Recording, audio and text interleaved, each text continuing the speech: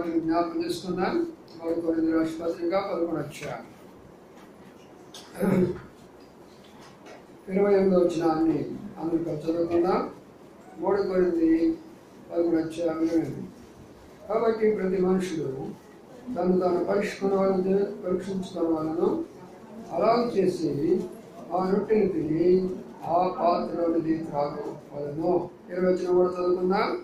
ప్రభు శరీరం అని వివేచింపక తిని త్రాగువాడు తన శిక్షావిధి కరుడికి తిని త్రాగుచున్నాడు. చదువుమైన లేఖన భాగాన్ని ప్రభాషలోంచి దీవించుగాక. ప్రార్థన చేసుకుందాం. ప్రియమైన మా పడవ తండ్రి, నమ్మకమైన మా దేవారి పదము స్తోత్రాలు చెల్లించుకుంటున్నాం. ఇవరకు ఆరాధన మీరు చేస్తూ వచ్చారు. కొందరికి అర్థమైంది, కొంతమందికి అర్థం కాలేదు. ఆరాధన ప్రాముఖ్యము ప్రభా అర్థమైన రీతిగా మీరు చెప్తూ రండి. అలాగే బల యొక్క ప్రాముఖ్యం కూడా కొంతమందికి అర్థమవుతుంది, కొంతమందికి అర్థం కావడం లేదు. ఆ విషయం కూడా మాట్లాడుతూ రండి. మరింత దాస్తాను జ్ఞాపకం చేసుకోనండి. కొన్ని నిమిషాలు ప్రజలతో మాట్లాడి బలపరచమని ప్రార్థన చేస్తాం. అందుకు ఆశక్తులు మీ నామం కూడా బంధిస్తూ వచ్చిన వారు ఎవరు ఖాళీ పడకుండా ప్రతి ఒక్క హృదయాన్ని ఎరిగిన దేవుడు మీరే సంపూర్ణంగా సహకరిస్తుంది. కాబట్టి ఏసే పరిశుద్ధ నామమున స్తుతించి ప్రార్థించి కనపరచు పెట్టుకుంటున్నాము తండ్రి. ఆమేన్. పోయిన వారం మనం ఒక విషయాన్ని జ్ఞాపకం చేసుకుంటూ వచ్చాము. ప్రభు యొక్క బలను గురించిన అనేకమైన రహస్యాలు, అందులో ఆ పాత్రను గురించినటువంటి రహస్యము చూస్తూ వచ్చాము. ఈ పాత్ర ప్రభు చెప్పాడు, నా రక్తం వలన కొత్త నిబంధన. ఒక పాత్ర ఆయన చేతిలో ఉన్నది. ఆ పాత్ర ఏమిటో కొన్నిసార్లు చెప్తూ వచ్చారు. ఆ పాత్ర ఎవరో కాదు, నీవు నేనే ఆ పాత్ర. కొన్నిసార్లు ఉన్నటువంటి యొక్క పాత్రలో ఏముందని చెప్పాను గుర్తుందా? అంతే, ఏ వారం కారు వారం ఏముంది? విషం ఉన్నది. ఆ కుండలు ఏముందని కానీ చెప్పామా? విషం ఉన్నది. విషం పోవడానికి ఏం జరిగింది? పిండిని అందులో వేసినందువలన మారిపోయింది పరిస్థితి అనే విషయాన్ని చూస్తూ వచ్చారు. ఈరోజు కూడా మరొక పాత్రను చూస్తూ వస్తున్నాం. ఎందుకు ప్రభు అన్నాడంటే, నా చేతిలోని పాత్ర నీవేనయ్యా. నా చేతిలో ఉన్న పాత్ర నీవైతే ఈ పాత్ర లోపలేమున్నది? ఈ పాత్ర లోపలేమున్నది అది మనం తెలుసుకోకపోతే మనం ఎలాగా ప్రభు యొక్క ఆశీర్వాద దీవెనలు పొందుతాము? ఆరాధన చేస్తూ వచ్చాము. ఆరాధన అంటే ఏమిటో కాదు, ప్రభుకి వందనాలు చెల్లించాలా. ఒకరింటికి వెళ్ళినప్పుడు మరి మనకేమిస్తారంటే గ్లాస్ నీళ్ళు ఇస్తారు, థ్యాంక్ యూ అంటాం. ఇంకా కాస్త కాఫీ గీఫీ ఇస్తారు, ఎందుకంటే ఇంత చాలా వందనాలండి మీకు అంటారు. గైడిపోండి గిడిపోండి బాగుపడతారు, చూడు ఎట్లా ఉంటుందో, వాడికి ఎంత వందనాలు చెప్తామో. అదే ఆరాధన అంటే. వారం అంతా దేవుడు నన్ను ఎలా కాపాడేవయ్యా, ఎలాగ నడిపించేవయ్యా, ఎలాగ ఆరోగ్యం ఇచ్చేవయ్యా, ఎలాగ నన్ను పోషించేవయ్యా, ఇంతగా ప్రేమ చూపించేవా దేవా. ఎంతోమంది చనిపోయి ఉన్నారు బయట, ఎంతోమంది రోగులై ఉన్నారు బయట, తినడానికి తిండి లేని వారు ఎంతోమంది ఉన్నారు, కట్టుకోవడం బట్టలేని వాళ్ళు ఎంతోమంది ఉన్నారు. నా మీద ఎందుకయ్యా నీకు ఇంత ప్రేమని ఆ హృదయపూర్వక మనం వందనాలు చెల్లించడమే ఆరాధన అంటే. అది ఏదో కాదు, జనాలు ఏదో అనుకుంటారు ఆరాధన అంటే. అలాగా సామాన్య విషయాలు మనం అర్థం చేసుకుంటూ ఉండాలి. నేను మీకు ఇలా ప్రార్థన జరుగుతూ ఉన్నప్పుడు ప్రభు నన్ను ఒక గృహానికి వెళ్ళమని ప్రేరేపించినారు. ఆ ఇంటి ఓనర్ దగ్గరికి వెళ్ళమని ప్రేరేపించాడు. ప్రేరేపించిన తర్వాత వారి గృహం దగ్గరికి వెళ్ళినప్పుడు వాడు ఎన్నో తీసుకొచ్చి నాకు పెట్టారు. నేనేం మీకు తెలుసు కానీ వాళ్ళకి తెలియదు కదా అవన్నీ కూడా. అప్పుడు నేను అయ్యా వీటి కొరకు నేను రాలేదు, దేవుని యొక్క మాటలు మీకు చెప్పేదానికి వచ్చానని చెప్పాడు. దాదాపుగా 2 గంటల సేపు అద్భుతంగా దేవుని యొక్క వాక్యాన్ని విని ఎంతగానో ప్రార్థన చేసుకున్నారు. ప్రియమైన సోదరులారా, ప్రతి ఒక్కరిని దేవుడు ప్రేమిస్తూ వస్తాడు. ఆ ప్రేమను మనం అర్థం చేసుకోవాలా. మతము ఇది లేకపోతే ఇదొక ఏదో అందరిలాగా పూజా విధానం అనుకోగాకండి. దేవుడు అంటే మన తండ్రి. యోహాను 1:12 ఏముంది? తను ఎందరు అంగీకరించారో వారందరికీ ఆయన తండ్రి. ఆయన మన తండ్రి. హిందువులకు వాళ్ళ దేవుడు, మనకైతే తండ్రి. అర్థమైందా? ముస్లింకి అయితే అల్లా, మనకైతే తండ్రి. అర్థం చెప్పింది అంటే ఎంతకాలం నన్ను దేవుడిగా అంటూ ఉంటారు, నన్ను తండ్రిగా చేసుకోండి. మీకు నేను మీకు తండ్రిని అయితే మీరు నాకు కుమారుడు అయితే, నేను మీకు తండ్రిని అయితే మీరు నాకు కుమార్తె అయితే, ఇది నా బాధ్యత కదా మీ విషయంలో చూసుకునేది, అవునా కాదా? అందుకనే క్రైస్తత్వంలో దేవుడా దేవుడా అని ప్రార్థన చేయకండి, తండ్రి తండ్రి అని ప్రార్థన చేయి. ప్రభు చెప్పలేదా మత్తయి 6 మీరు ఇలాగ ప్రార్థన చేయండి, ఏమని? పరలోకమందున్న దేవుడా అని చెప్పమని చేశారా? పరలోకమందున్నా మా తండ్రి. కాబట్టి నీకు తండ్రిగా ఉండాలి. నీకు తండ్రిగా ఉండి అడిగితే ఏం కుమారుడా ఏం కావాలని నీకు చెప్పు, ఏం కుమార్తె ఏం కావాలని నీకు చెప్పు, ఆయన అంటాడు. అయ్యా నాకు ఇది కావాలని నువ్వు చెప్పుకోవాలి, దాన్ని ప్రార్థన అంటారు. ఆరాధన అంటే ఏమో కాదు, ప్రార్థన అంటే ఏమో కాదు. చాలామంది ప్రార్థన అంటే వల్లిస్తూ ఉంటారు, మంచి భాష, అద్భుతమైన భాషలు, ఏమో వాళ్ళు వర్ణిస్తూ ఉంటారు. వర్ణన అవసరం లేదు. ఒక తల్లి బిడ్డలకు ఎలాగైతే బిడ్డలు తన అవసరం చెప్పుకున్నారో అట్లా చెప్పుకోవడమే మన ప్రార్థన అంటే. అది చాలా సామాన్యమైన విషయం. అందుకని ప్రియులారా, ఈ యొక్క పాత్రల గురించి మనకు అర్థం కావాలనే ఇన్ని రహస్యాలు మీకు ప్రతి ఆదివారం చెప్తున్నాను. ఈ ప్రభు ఏమన్నాడంటే, ఆ పాత్ర ఆయన చేతిలో ఉంది. ఆయన అంటున్నాడు, ఈ పాత్ర ఎవరు? ఆ పాత్ర నీవు నేనే, ఆ పాత్ర నీవు నేనే. అయితే ఈ పాత్ర లోపల ఏమున్నది? ఆ పాత్ర లోపల ఏమున్నది? అది మన యొక్క జీవితానికి ఏదైనా సరే తృప్తిగానే ఏదైనా ఇస్తారంట. సరే, ఈరోజు మరి ఒక పాత్రను చూస్తాము. అపోస్తుల కార్యములో మరొక పాత్రను చూసుకుందాం. అపోస్తుల కార్యము బైబిల్ తీయండి. ఏదో ఒకరేదో చదువుతారని ఉండొద్దు. బైబిల్ తీసి నేను చదివినప్పుడు నేను, మీకు సమయం వచ్చినప్పుడు మీరు అట్లా చదువుకుంటూ రావాలి. 11వ వచనాన్ని అందరికీ చదువుకుందాం. అపోస్తుల కార్యం 11వ వచనం. ఆకాశము తెరవబడియు 4 చెవులు పట్టి దిప్పబడిన ప్రతి దిప్పటి వంట స్థిరమైన పాత్ర భూమి మీద దిగొచ్చుటయో చూసినా. చాలు, ఒక పాత్ర కనబడుతుంది ఇక్కడ. ఈ పాత్ర ఆకాశం నుంచి వచ్చినటువంటి పాత్ర. రెండవదిగా ఇది దుప్పటి లాంటి యొక్క పాత్ర. మూడవదిగా 4 యొక్క కోణాల్లో కలిగినటువంటి యొక్క పాత్ర. చూడండి ఎంత బాగుందో చూసారా? 4 చెంగులు పట్టి, అంటే 4 వైపులా. ఇది ఒక పెద్ద దుప్పటిలాగా ఉంది. ఆ దుప్పటిలో 4 చెంగులు కనబడుతున్నాయి. ఇది ఒక పాత్రలాగా తయారైపోయింది. పరలోకాన్ని నుంచి, ఆకాశం నుంచి కింద దిగడం అనేది జరుగుతూ వచ్చింది.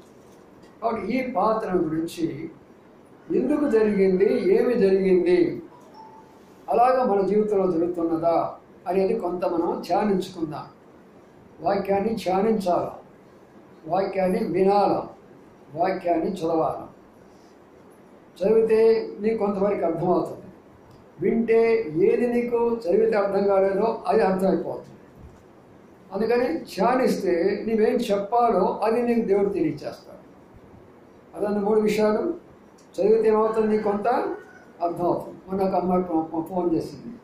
ఫోన్ చేసి, అంకుల్ మీరు ఖాళీగా ఉన్నారా అన్నారు. ఏం మా సంగతి అని అన్నా. లేదు అంకుల్, కీర్తన గ్రంథంలో నాకు డౌట్ ఉంది అని అన్నా. ఏమిటా డౌట్ అని అన్నా. అప్పుడు ఇదిగో ఈ డౌట్ ఉంది అంకుల్ అంటే, అప్పుడు నేను చెప్పాను, సేవకులకి ఖాళీ అనేది ఉండదమ్మా, మా పని అది 24 గంటలు. ఒకవేళ ప్రార్థన నేను చేస్తుంటే తప్పక ఇక ఏ టైంలో మీరు ఏం చెప్పినా కూడా మేము రెడీగానే ఉంటాం. మా పని అది. ఫుల్ టైం సేవకులు అంటే ఏంటంటే 24 గంటలు మీకు అందుబాటులో ఉండాలి మీకు. అందుకని నిద్రపోకుండా రాత్రి 12 గంటల తర్వాత కాదు, కొంచెం మాకు కూడా నిద్ర అవసరం కదా. అందుకనే అప్పుడు ఫలానా విషయం అంకులు అంటే అప్పుడు వాటన్నిటిని వివరిస్తే తను తృప్తిగా ఉంది. కొన్ని మనకు అర్థం కానప్పుడు దైవ సేవకుల ద్వారా చెప్పబడినప్పుడు అవి మీకు అర్థమైపోతూ వస్తాయి. ఇక 3వది ధ్యానం.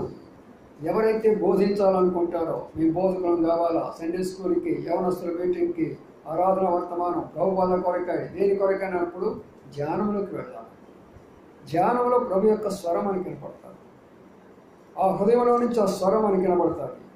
అప్పుడు మనము ఆ వర్తమానం ఇచ్చడం ద్వారా అనేకుల హృదయాలను తాగుతుంది, అనేకుల జీవితాలను మారుస్తుంది, అనేకులను ఆదరిస్తుంది, అనేకులను ధైర్యపరుస్తుంది, అనేకులను పురికొల్పుతుంది, అనేకులను సంతోషభరితులుగా చేస్తుంది.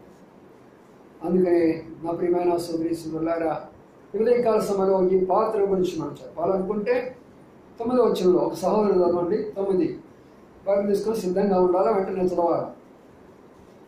9 మరునాడు వారు ప్రయాణమైపోయి పట్టణము సమీపించినప్పుడు పగలు ఇంచుమించు 12 గంటలకు పేతురు ప్రార్థన చేయుటకు మిద్ది మీదకి ఎక్కాను. తర్వాత 3వ వచనం 10వ వచనం. పగలు ఇంచుమించు 3 గంటల వేళ దేవుని దూత అతని యొద్దకు వచ్చి కొర్నేలి అని ఇక్కడ చూడండి, ఇక్కడ 2 విషయాలు ఇక్కడ కనబడుతున్నాయి.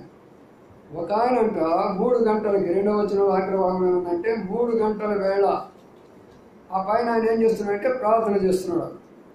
ఇక్కడ ఇంకొక ఆయన ఏం చేస్తున్నాడంటే ప్రార్థన చేస్తుంటున్నాడు. ఏం చేసే టైం అంతంటే 12 గంటలు. అంటే అర్థమైంది, ప్రార్థనకు కొన్ని సమయాలు ఉంటాయి. దేవుడు మన ప్రార్థనను ఎల్లప్పుడూ ఆలకిస్తారు, అందులో సందేహం లేదు. కానీ ప్రత్యేకమైనటువంటి ప్రార్థన ద్వారా మీరు ఎలాంటి సమస్యలైనా కూడా తీర్చుకోవచ్చు. అందుకనే ఈ ప్రార్థనా సమయంలో దేవుని యొక్క వాక్యం ఉన్న మాట ఏంటంటే, దావీదు అంటాడు, నేను వేకువనే లేచి అంటాడు. వేకువ అనగా 3 గంటల నుంచి 4 గంటల సమయాన్ని వేకువ అంటారు. ఆ సమయంలో లేచి ప్రార్థించాలా. నేను ఎన్ని గంటలు నిద్రపోయినా, 12 నిద్రపోయినా, 1 గంట నిద్రపోయినా, ఏ టైంలో నిద్రపోయినా ఖచ్చితంగా 3 గంటలు లేపేస్తాను నన్ను దేవుడు. లేచి కొంత సమయము, ఒక 5-10 నిమిషాలైనా సరే, ప్రభు ఆ వేకువ నేను స్తుతించమన్నావు కాబట్టి అని కొన్ని మాటలు ప్రభుకి క్లుప్తంగా మరి ఆరాధన చేసి ప్రభుని స్తుతించి మళ్ళీ పడుకొని నిద్రపోతాను. వేకున ఎందుకు మనం ప్రభుని ప్రార్థించాలంటే, ఆ సమయంలో ఆయన దూతలు తిరుగుతూ ఉంటాయి. ఆయన దూతలందరూ కూడా ఆ సమయంలో ప్రజల మీద తిరుగుతూ ఉంటారు. ఎవరే కష్టంలో ఉన్నారా, ఎవరే బాధలో ఉన్నారా, ఈ సమయంలో ఎవరు ప్రయాణంలో ఉన్నారా, ఈ సమయంలో బయట ఎవరున్నారా, ఇలా వాళ్ళందరికీ ఏ సహాయం కావాలన్నప్పుడు మనలో లేపి వాళ్ళ కొరకై ప్రార్థన చేసేవారిగా చేస్తారు.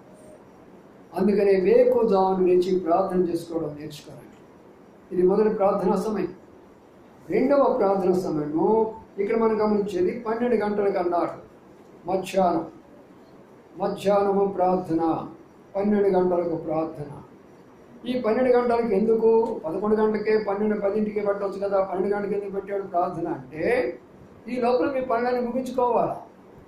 అంటే ఎంతవరకు టిఫిన్ అయిపోవాలా, మధ్యాహ్న భోజనం అయిపోవాలా, స్నానాలు అయిపోవాలా, బట్టలు తుడడం అయిపోవాలా, ఇల్లు చిమ్మడం అయిపోవాలా, అన్నీ అయిపోవాలా. 12 గంటలకు ఎలా ఉండాలి మీరు? కానీ 12 గంటలు వేస్తారా మేము మంచమే నుంచి వేసేవారు లేరా? ఏమా ఎందుకు రాలేదు? లేవటం ఆలస్యం అయిపోయింది. ఎవరు నువ్వు కాదంట, వాళ్ళు ఆయన మీద పెడతారు. ఈమె లేవడం తప్ప ముందు లేకుండా ఆయన మీద పెడతా ఉంటారు. ముందుగానే అన్నీ లేచి 12 గంటలకల్లా తయారైపోయి 12 గంటలకల్లా ప్రార్థన ఉండడం మంచిది. అందుకని ఇక్కడ 12 గంటలకు ప్రార్థనలో ఉన్నాడు. 3వ ప్రార్థన ఎప్పుడు ఉండాలంటే 3 గంటలకు ఒక ప్రార్థన ఉంటుంది. ఈ 3 గంటల ప్రార్థన ఎందుకు మనం ప్రార్థన చేస్తాము అంటే, 3 గంటలకు విశ్రాంతి తీసుకుంటారు.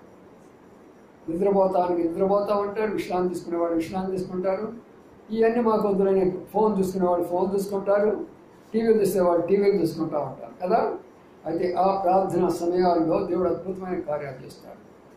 అందుకనే ఈ బైబిల్ గ్రంథంలో పేర్లు ఉంటాయి, దినాలు ఉంటవి, తారీఖులు ఉంటవి, సమయాలు ఉంటవి, ఆఖరి గడియలు కూడా ఉన్నాయి. గడి అంటే ఏంటి? ఒక క్షణం అన్నమాట. అంతగా ఎందుకు రాయాల్సి వచ్చిందంటే, బైబిల్ గ్రంథము వాస్తవమైనటువంటి గ్రంథం. ఒక మాట తీసేయడానికి లేదు, ఒక పళ్ళు తీసేయడానికి కూడా లేదు. ధర్మశాస్త్రం అంతా నెరవేరే వరకు దాని ఏది కూడా. కానీ నేటి మనం ఏం చేస్తున్నామంటే, మనకు అనుకూలమైన ఉంచుకుంటున్నాము, మన ప్రతికూలమైన అన్ని కూడా విడిచిపెడుతుంటున్నాం. నేను నాకు మంచి బోధకుడు, ఆయన బాగా మంచివాడే, ఒక హిందూ కుటుంబంలో ప్రభుని అంగీకరించాడు, మంచి సేవ చేస్తుంటున్నాడు, అనేక ఆత్మల కొరకై భారం కలిగినటువంటి వాడే. మరి నేను కూడా తను చాలా అప్రిషియేట్ చేస్తూ ఉంటాను, ఇంత మంచి యవనస్తుడు ఇంత బాగా సేవ చేస్తున్నాడు అని చెప్పేసి. నేను చెప్తూ ఒక మాట చెప్పేటప్పటికి నేను ఆశ్చర్యపోయినాను. అందరినీ తప్పుపడుతున్నాడు, అందరూ మరి వర్తమానాలు తప్పని అని అందరికీ వాడే చెప్తున్నటువంటి ఇతను ఏమని చెప్పాడు కృష్ణ? రంగులు వేసుకోవడంలో తప్పులేదు, బొట్టులు పెట్టుకోవడంలో తప్పులేదు, అవి కాదు కదా దేవుడు మనల్ని చూసేది.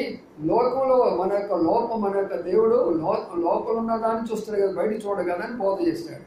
అప్పుడు అనుకున్నాను, ఇలాంటి వాళ్ళు కూడా ఉన్నారా లోకంలో అనిపించింది. 8 ఆత్మలు అన్నాడు, సంఘాలను పిలిచినాడు, సేవకులను పిలిచాడు, నేను ఇంత గొప్పవాడని చెప్పుకున్నాడు, ఇది చేశాడు. ఆఖరికి తన యొక్క అనుకోవడం వచ్చినప్పటికి ఏం చెప్పాడు తెలిసిన? పర్వాలేదు, రంగులు వేసుకున్నా, మేకప్ వేసుకున్నా పర్వాలేదు, మనం ప్రతోటి వేసుకుంటానేమంట, మనం అందరం వేసుకుంటానేమంట, దేవుడు గవత వస్తానన్నాడు. ఇప్పుడు మనము బొట్టు పెట్టుకోదాన్ని అనుకో, ఇంట్లో పోతే వాడికి తగాదా వస్తుంది. బైబిల్ ఏం చెప్పాడు? తగాదా వస్తానని చెప్పలా? ఏం చెప్పాడు? మీరు నన్ను నమ్మితే మీ ఇంటి వాళ్ళు మీకు శత్రులు అవుతారు అన్నాడు. ఎందుకు శత్రులు అవుతారన్నాడు? మీకు బొట్టు పెట్టుకోలేదు కాబట్టి భర్త నీ శత్రువుడు అయ్యాడు. కానీ నువ్వేం చేయాలా? ఆ టైంలో నేను నిలబడితే దేవుడు నీ పక్షంగా నీ భర్త నీ పాదాల మీద పడేస్తాడు. పడేలేదా? ఎంతమందినో నేను చూసాను అలాగా. కాబట్టి ప్రియులారా, మనము మన యొక్క దేవుని యొక్క వాక్యాన్ని ఎలాగా మనం ఉండాలంటే దానిని మనం అర్థం చేసుకొని దాని ప్రకారం మనం ఉంటే ఆ ప్రార్థన సమయంలో ప్రభు మనకి ఏమిస్తాడో అని తెలుసుకుంటాం. ఇప్పుడు మనం చూద్దాము.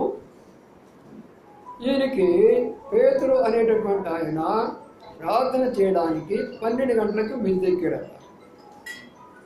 యుప్పే అనే ఒక గ్రామం ఉంది. ఆ గ్రామంలోకి ఇంట్లోకి వెళ్ళాడు. ఆ ఇంట్లోకి వెళ్ళిన తర్వాత మధ్యాహ్న కాలం భోజనము, ఆయనకి ఆకలి అవుతుంది. ఈ టైంలో ఆయన మిద్ది మీదకి ఎక్కాడట. ప్రార్థన చేయడానికి మిద్ది మీదకి ఎక్కాడట.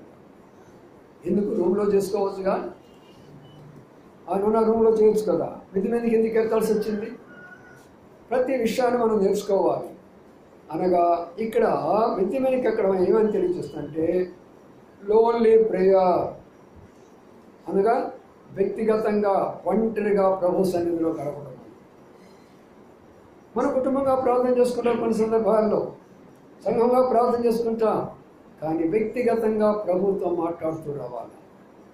ఆ ప్రభు ఎవరో కాదు, నీ ప్రభు, నీ కొరకై ప్రాణం పెట్టిన ప్రభు.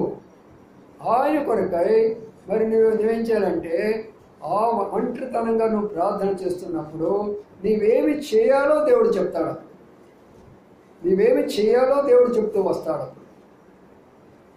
మనవాళ్ళు ఇక్కడ నేను ప్రేయర్కి వచ్చిన తర్వాత నేను అక్కడ కొంచెం ప్రార్థన చేసుకున్నాను రూమ్లో. ఆ తర్వాత నాకు ఒక ప్రేరేపణ వస్తుంది. ఏంటి ఆ ప్రేరేపణ అంటే క్రిందకి దిగి క్రింద వాళ్ళకి నువ్వు వాక్యం చెప్పు అనేటటువంటి ప్రేరేపణ వస్తుంది. వాళ్ళు చాలా వృద్ధులు, నాకంటే కూడా పెద్దవాళ్ళు వాళ్ళిద్దరూ. మరి వాడికి వాక్యం చెప్పాలా, మరి నేను వెళ్ళాలా ఆలోచన చేసుకుంటూ సరేనని చెప్పేసి జస్ట్ నేనేం చేస్తానంటే అక్కడి నుంచి బయలుదేరి ఆ గేట్ దాకా వచ్చాను. ఆ గేట్లో తాళాలు గుర్తి పడింది. అర్థం చేసుకోండి, ప్రభు మాట్లాడే విధానాలు ఎలా ఉంటుందో చెప్తున్నాను. ఈ తాళాలు గుర్తు ఎవరిదంటే ఆయనదే. ఆయన పెద్ద ఆయన ఏదో పని మీద పైకి పోయి పాపము ఆయనకి కొన్నిసార్లు మనసు సరిగా ఉండకుండా పెద్దాని కదా ఏం జరుగుతుందో ఆయనకి తెలియలేదు. ఆ పైకి ఎక్కేటప్పుడు తూరు వచ్చి పడబోయాడు. ఆ పడబోయి అక్కడ ఆయన చేతిలో ఉన్నటువంటి తాళాలు ఎక్కడో పడిపోయినాయంట. ఆ తాళాలు పడిపోయిన తర్వాత ఆయన ఇక్కడ అక్కడి నుండి దేవుడాడి కిందకి వెళ్ళేసి భార్యాభర్తలు కలిసి అయ్యో తాళాలు, అయ్యో తాళాలు, అయ్యో తాళాలు అడుగుతూ ఉన్నారు వాళ్ళు. ఆమె రుద్రాలే, ఆయన రుద్రాలే, తాళాలు తాళాలు తాళాలు అంటున్నారు. వాళ్ళ తాళాల కొరకే దేవుడు నన్ను ఇక్కడి నుంచి లేపుతాడు. చూసారు, అర్థమైందా? నేను ఎక్కడో రూమ్లో ఉన్నవాడిని, నువ్వులే అంటే నాకు ఆ తాళాలు నాకు కనబడ్డాయి. ఆ తాళాలు తీసుకొని నేను కిందకు పోతే ఆయన నాకు నమస్కారం పెట్టి లోన పిలిచి కూర్చోబెట్టేసి అయ్యా నేను పైకి పోయి వచ్చాను, నా తాళాలు పోయినాయి అయ్యా, దేవుడు అనుకుంటే ఎక్కడ మాకు కనబడటం లేదయ్యా అన్నాడు. అప్పుడు నా జేబులో అనేది సియ్యానా అని అన్నా. అమ్మ నీకడ దొరికినాయ్యా అని అన్నాడు. అప్పుడు చెప్పాను ప్రభు సువార్త. ప్రభు సువార్త ఎలాగుంటుందంటే ఇలాగుంటుంది. మన దేవుడు మాట్లాడేటటువంటి వాడు. ఆయన మాట్లాడకపోతే ఆయన నమ్ముకోవడం ఎందుకు మనము? అందుకనే ప్రియమైన సోదరీశ్వరుడా, ఈయన ఎప్పుడైతే అక్కడ ప్రార్థన చేస్తున్నాడో దేవుడు తన ప్రణాళికను చెప్తుంటున్నాడు. ఇప్పుడు దేవుడు ఒక ప్రణాళిక చెప్తున్నాడు. ఏమిటి ఆ ప్రణాళిక అంటే ఏమి చేయాలో ఆయన తెలియజేస్తున్నాడు. కారణం ఏంటంటే అక్కడ చూడండి, ఒక మాట మనం చదువుకున్నాము. కొర్నేలి అని ఆయన ఇటలీలో ఉన్నాడు. కొర్నేలి అంటే ఎవరంటే ఇటలీలో ఉన్న సైనికులందరూ కూడా శతాధిపతి. కొన్నేళ్ళు అంటే ఇటలీలో ఉన్న వారందరూ కూడా శతాధిపతి, అంటే పెద్ద ఆఫీసర్. ఆయన సైనికులందరికీ పెద్ద ఆఫీసర్. చాలా దేవుడు అంటే భయభక్తి గలవాడు. అన్యుడైనప్పటికీ, విగ్రహారాధికుడైనప్పటికీ, దేవుని ఎరగనప్పటికీ కూడా మంచి భక్తి గలవాడు, పుణ్యకార్యాలు చేసేవాడు, అన్ని రకాలైనటువంటి యొక్క పూజా కార్యాలు చేసేవాడు, దేవుడికి ప్రార్థన చేసేవాడు, అన్నీ చేసేవాడు, అన్నీ మంచిగానే ఉన్నాయి. కానీ తనకు రక్షణ లేదు, తనకు రక్షణ లేదు, తన మోక్షాన్ని పోయేదానికి అవకాశం లేదు. నేడు భారతదేశంలో ఉన్న అనేక మంది ప్రజల యొక్క పరిస్థితి అదే. పుణ్యకార్యాలకు వెళుతున్నారు, కాశీకి వెళుతున్నారు, మజగా వెళ్తున్నారు, ఎక్కడెక్కడికో వెళుతున్నారు, పాపం ఎన్నెన్నో చేస్తున్నారు. కానీ రక్షణ లేనటువంటి జీవితం, మోక్షానికి పోలేనటువంటి జీవితం వాళ్ళది. ఏదో బహిరంగమైనటువంటి యొక్క కొన్ని విషయాలే వారు ఏదో అక్కడికి వెళ్ళటమో పుణ్యకార్యం చేసేవనుకుంటున్నారే. కానీ జీవితం మారిందా? పరిశుద్ధత మారిందా? బ్రతుకు మారిందా? మాట తీరు మారిందా? చూపు తీరు మారిందా? వినికిడి మారిందా? చేసినటువంటి పనులు మారినాయా? సమాజం అంతా కూడా అందరం ఒకటనే భావంలోకి వచ్చామా? నీవు వేరు నేను వేరు అనేటువంటి భావంలోకి వచ్చామా? అందుకనే ప్రియమైన సోదరి సోదరులారా, ఆయన ప్రార్థన చేస్తున్నప్పుడు ఒక హైందవుడిగా లేక ఒక అన్యుడిగా ప్రభుని ఎరగనటువంటి వ్యక్తిగా ఉన్నటువంటి వ్యక్తికి కూడా సాక్షాత్తు దేవుడే పంపిస్తున్నాడు ఒక మాటను అక్కడికి. దేవుడే ఆయన దర్శిస్తుంటున్నాడు. కొన్నేలి నీ ధర్మ కార్యాలు, నీ మంచి కార్యాలన్నీ కూడా నా సన్నిధి చేయండి. ఆయన పూజ చేసిన ఎవరిని? వేరే దేవుడిని. పోయింది అక్కడికి యెహోవా దేవుడి దగ్గరికి. ఇది ఆశ్చర్యం కదా? నిజమే. ఎవరైనా ఏ మతములైనా ఉండి కానీ నీతి భక్తిగా యథార్థముగా ఎవరైతే జీవిస్తారో వాళ్ళందరి మీద దేవుడి దృష్టి ఉంటుంది. వాళ్ళందరినీ తగిన కాలంలో దేవుడు ఆహ్వానిస్తూనే ఉంటాడు, పిలుస్తూనే ఉంటాడు. అందుకని ప్రియమైన సోదరి సోదరులారా, ఇప్పుడు జరిగే సందర్భం ఏంటంటే, నీవేం చేస్తావంటే, అదిగో గొప్పేలో నా సేవకుడు ఉన్నాడు, ఆయన పేరు సీమోను, ఫలానా ఇంటి దగ్గర ఉన్నాడు, నువ్వు పిలిపించుకోని అన్నాడు. ఎవరండి? ఒక అన్యుడు, ఒక శతాధిపతి. దేవుడు అంటే భయభక్తి గలవాడే, రక్షణ లేనివాడు, పరలోకం వెళ్ళలేని పరిస్థితిలో ఉన్నాడు. నా ప్రియమైన సోదరి సోదరులారా, ఈ లోకములో నీవెంత అధికారమైనా ఏ ఉపయోగం లేదు. శతాధిపతి అంటే సామాన్యుడు కాదు, చాలా ఉన్నతమైనటువంటి పొజిషన్ కలిగేవాడు శతాధిపతి అంటే. అలాంటి వ్యక్తికి దేవుడు దర్శించాలని కోరుతూ వచ్చినాడు. సైన్యానికి అధిపతి ఆయన, అలాంటి వ్యక్తిని దేవుడు దర్శించాలని కోరుకుంటున్నాడు. అంతేకాదు, అటువంటి ఆయన దగ్గర ఏ ఆస్తి ఉంటుందో ఆలోచించేయండి, ఆయన ఇంటిలో ఏది తక్కువ ఉంటుందో ఆలోచించేయండి. నేను వారి ఇంటికి పోయి కూర్చున్నప్పుడు వాళ్ళు వేసినటువంటి యొక్క వాళ్ళ యొక్క ఏమంటారో సోఫా సెట్లు అంటారు. అలాంటి సోఫా సెట్లు నేను ఎప్పుడు కూర్చోలేదు. ఇంత పెద్ద సోఫా సెట్లో కూర్చొని కిందకి వెళ్ళే మెత్తగా, అంత మెత్తగా ఉన్నాయి అవన్నీ. మన ఇంట్లో కుర్చీలే ఉంటాయి కదా, అక్కడే ఉండవు కదా. సరే, ఇలా ఎదురు చూస్తే ఈ గోడకు సరిపోయినంత టీవీ ఉంది, సామాన్యమైన టీవీ కాదు, అక్కడ ఉందన్నమాట. ఎందుకంటే ఇద్దరు ఉద్యోగస్తులు గోల్డ్ అంత సంపాదించుకున్నారు, లక్షలు సంపాదించుకున్నారు, ఇళ్ళు కట్టుకున్నారు, కానీ రక్షణ లేదు. నేను వాళ్ళు చెప్తుంటే ఆశ్చర్యపోయి 2 చేతులు నాకు దండం పెట్టడం నేను మొదలుపెట్టారు వాళ్ళు. అయ్యా, ఇలాంటి విషయాలు మాకు ఎవరు వెళ్ళలేదయ్యా. సొంత కుమారుడే సేవ చేస్తాడు మళ్ళా కొంత అది వినరు కదా కొన్ని సందర్భాల్లో. కాబట్టి ప్రియమైన సోదరి సోదరులారా, దేవుడు పక్షపాతి కాదు, అందరినీ దృష్టిస్తాడు. అందుకని ఆయన అక్కడ ప్రార్థన చేస్తున్నాడు. ఇప్పుడు ఈయన ఏం చేశాడంటే ఇక్కడ ప్రార్థన చేస్తుంటున్నాడు. ఆయనేమో సాయంకాలం 3 గంటలకు ప్రార్థన చేస్తున్నాడు, ఈయనేమో మధ్యాహ్నమో 12 గంటలకు ప్రార్థన చేస్తున్నాడు. ఇప్పుడు చూద్దామండి, ఇప్పుడు చూద్దాం అపోస్తలుల కార్యం 10వ అధ్యాయంలో ఇప్పుడు ఏం జరుగుతుందో చూద్దాం. 10వ వచనంలో ఒక సహోదరుని చదవండి.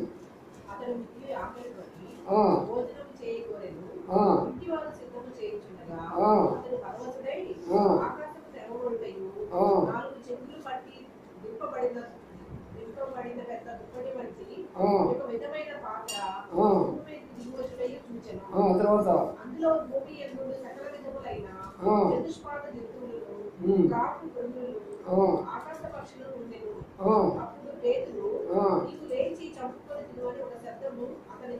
చాలు.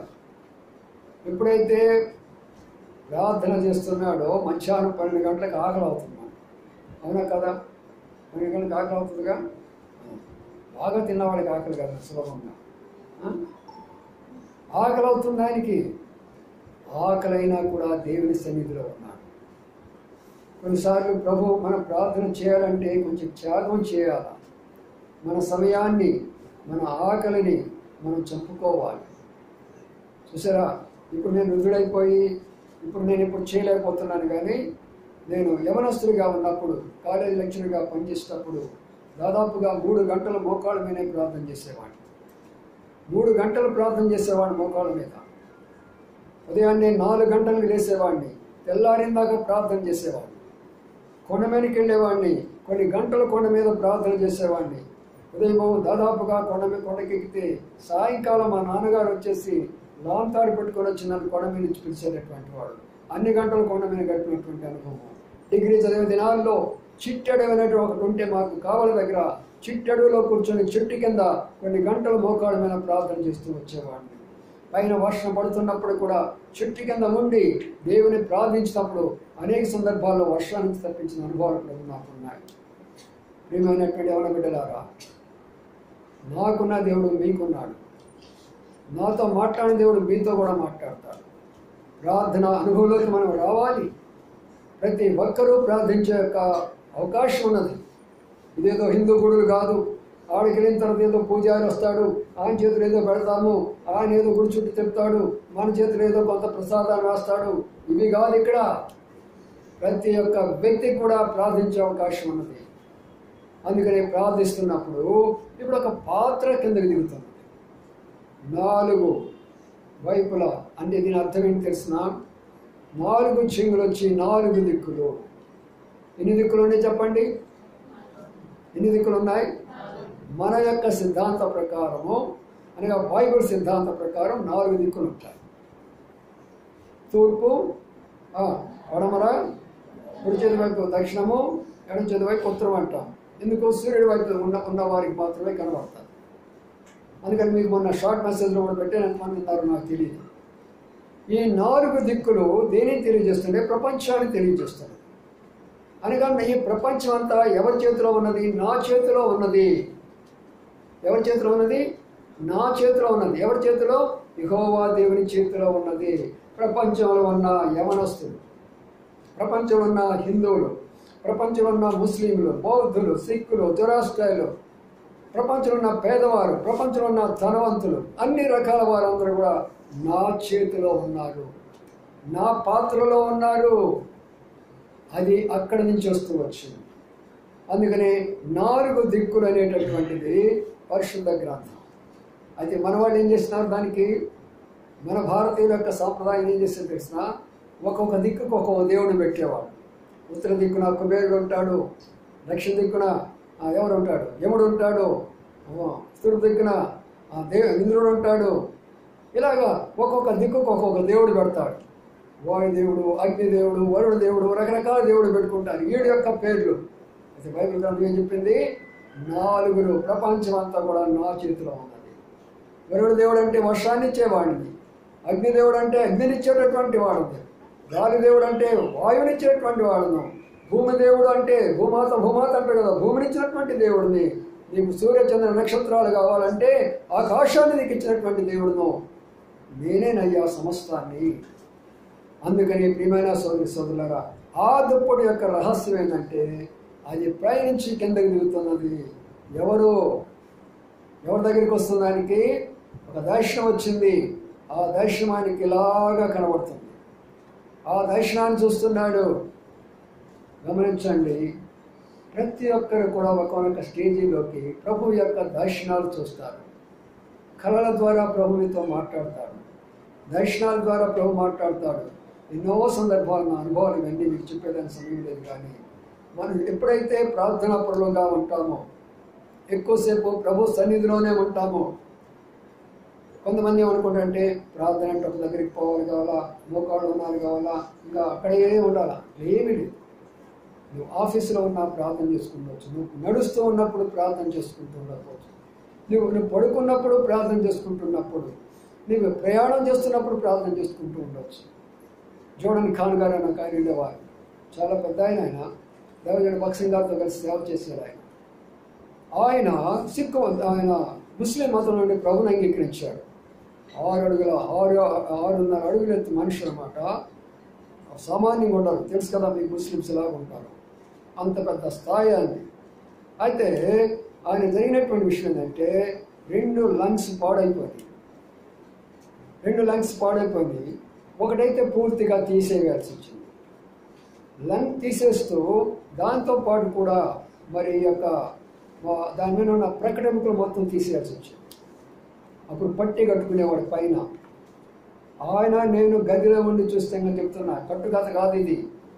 ఆయన నాగపూర్ వచ్చినప్పుడు మా ఇంట్లో ఉన్నప్పుడు నేను ఆయన చూసి మీతో అన్ని విషయాలు చెప్తున్నాను. అన్ని విషయాలు నేను ఇది కట్టుకొని 60 ఏళ్ల వయసు సమయంలో మేమంతా నిద్రపోతూ ఉంటే ఆయన గదిలో అటు ఇటు తిరుగుతూ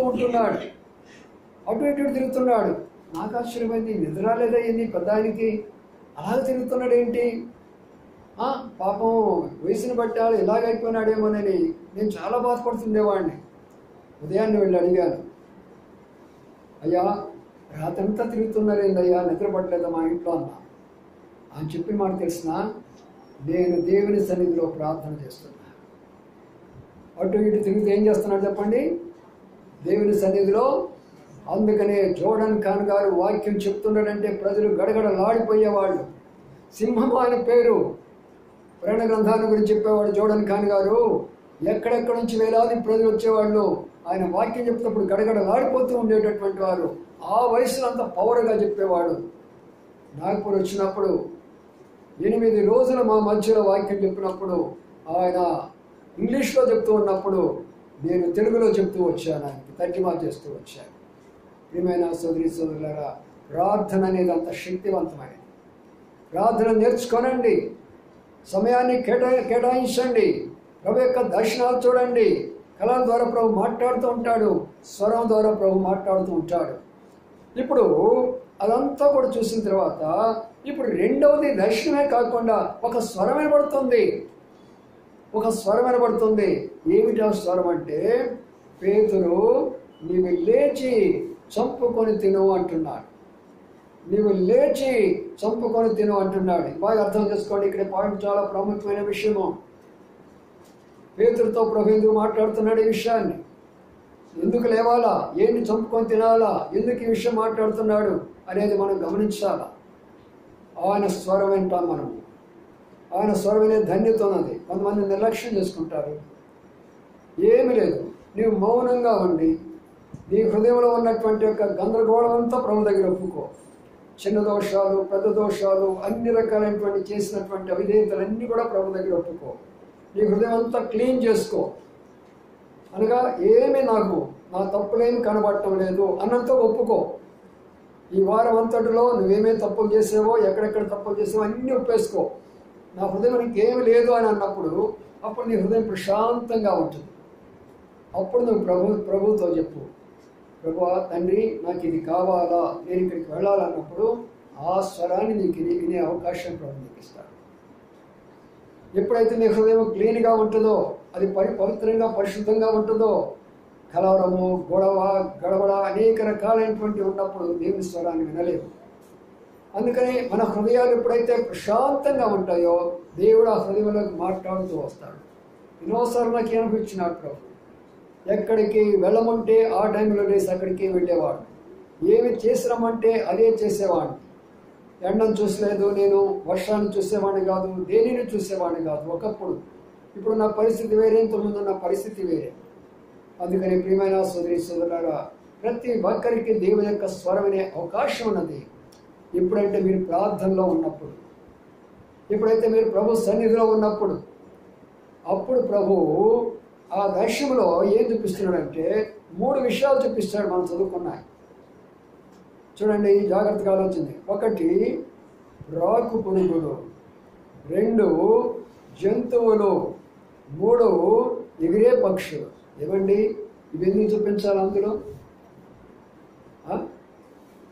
ఏం చూపించాలా? బెల్లం చూపించాలా?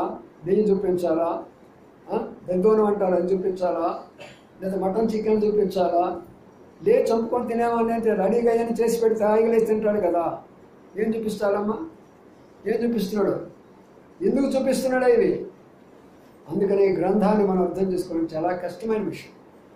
అందులో అనగా ఈ ప్రపంచంలో 3 రకాలైనటువంటి ప్రజలు ఉన్నారు. 3 రకాలైనటువంటి ప్రజలు ఉన్నారు.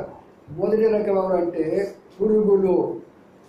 ఈ పురుగులు అంటే అర్థం ఏంటంటే వాడు భూమి మీదే బ్రతుకుతూ ఉంటారు, భూమి మీదే బ్రతుకుతారు. అంటే దాని అర్థం ఏంటంటే ఈ భూమి కొరకే జీవిస్తారు, ఈ లోకం కొరకే జీవిస్తారు. నాకు ఆ పొలం కావాలా, నాకు ఈ స్థలం కావాలా, ఈ భూమి కొరకే నేను దీని కొరకు ఖర్చు పెడతాను, శరీరం కొరకు ఖర్చు పెడతాను. భూలోకం అనే విషయాలు ఆలోచన చేసే వాళ్ళందరూ కూడా పురుగులు లాంటి వాడు. వాళ్ళ ఆలోచన విధానం, వాళ్ళు తలంచే విధానం అంతా కూడా ఈ పురుగులు లాంటి వారు. భూమే భూ సంబంధమైనదే కానీ పర సంబంధాన్ని గురించి ఆలోచించేవాడు. అందుకనే ఇది మొదటి గుంపు ఉన్నారు. ఓ పేతురు, నా సేవకుడైన పేతురు, నేను పిలిచినటువంటి పేతురు, నేను పిలుస్తున్నాను ఇక్కడికి, అదిగో చూడు అలాంటి వారు ఉన్నారు అని చెప్పాడు. రెండవది కనుక మనం గమనించినట్లయితే జంతువులు ఉన్నాయి అక్కడ. జంతువులు దేన్ని తెలియచేస్తుంటే మూర్ఖత్వం, మొండితనము, అందులో ఉన్నటువంటి అనేక రకాలైనటువంటి యొక్క వాళ్ళలో ఉండేటువంటి దుష్ట సంబంధమైనటువంటి కార్యాలు ఉంటాయి వాళ్ళలో. ఎందుకురా నువ్వు జంతువులాగా ప్రవర్తిస్తున్నావు, ఎద్దులాగా తింటున్నావురా, దుర్గపోతులాగా జీవిస్తున్నావురా, గాడిదలాగా అరుస్తూ ఉంటున్నావురా, కుక్కలాగా మరుస్తూ ఉంటే ఎందుకంటాము ఎందుకంటాము వాటి ఉండే స్వభావాన్ని బట్టి.